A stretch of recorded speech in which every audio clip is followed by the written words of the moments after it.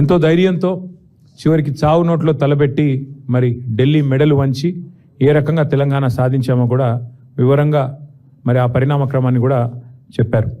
ఏ రకంగా పదవులను ఎప్పటికప్పుడు త్యాగం చేస్తూ రాజకీయాల్లో జనరల్గా పదవులు పట్టుకొని మరి ఆ కింద మీద అయిపోతూ ఉంటారు. కానీ అట్లా కాకుండా పదవులను తృణప్రాయంగా త్యజిస్తూ ఎప్పటికప్పుడు అవసరమైతే రాజీనామాలు చేసి ఎన్నికలు ఆహ్వానిస్తూ ఏ రకంగా ముందుకు పోయామో కూడా చాలా వివరంగా మరి ఉద్యమంలో ఒక్కొక్క మెట్టు ఎక్కించడానికి తెలంగాణ సాధించడానికి ఎట్లా ఒక్కొక్క ఉప ఎన్నికను వినియోగించుకున్నామో కూడా వివరంగా చెప్పారు.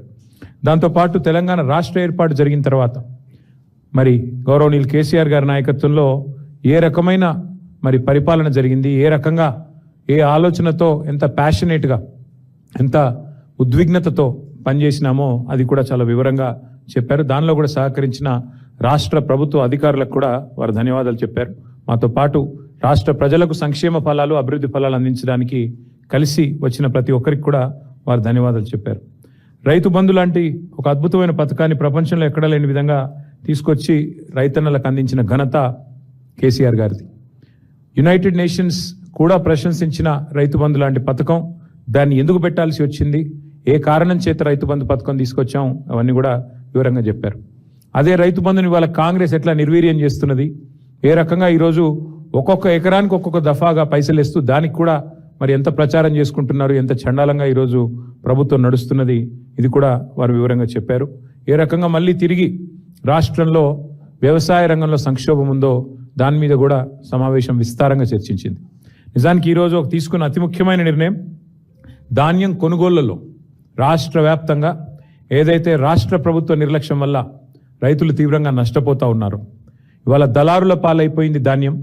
రాష్ట్రంలో ఎక్కడా కూడా కొనుగోలు కేంద్రాలు నడవడం లేదు.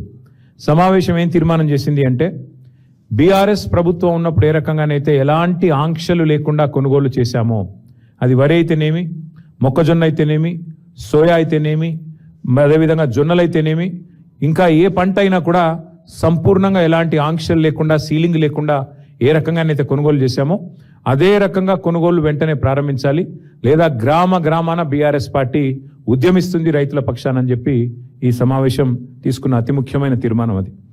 అట్లాగే ధాన్యం కొనుగోలు చేయడానికి కూడా చివరికి మంత్రివర్గ ఉపసంఘాలు వేసి వాటిని కూడా ఒక పెద్ద గొప్ప విషయంలాగా ఏదైతే రాష్ట్ర ప్రభుత్వం చెప్పుకునే ప్రయత్నం చేస్తున్నదో దాన్ని తీవ్రంగా ఖండిస్తూ వెంటనే ఈ రాష్ట్రంలోని రైతాంగ పక్షాన ఇప్పటికే దళారులకు అమ్ముకొని కనీస మద్దతు ధర రాకుండా బోనస్ కూడా వచ్చే పరిస్థితి లేకుండా మరి ఏదైతే రైతులు ఇబ్బంది పడుతున్నారో దాన్ని వెంటనే నివారించడానికి ప్రభుత్వం కొనుగోలు కేంద్రాలను ప్రారంభించి వెంటనే కొనుగోలు ప్రారంభించాలని చెప్పి సమావేశంలో తీర్మానం చేశాం.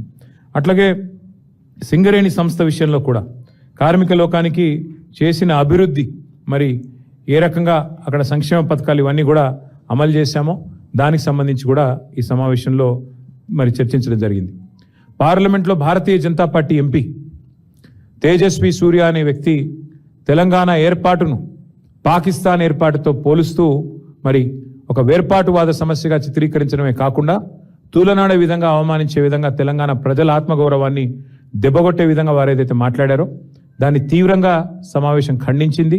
నిజంగా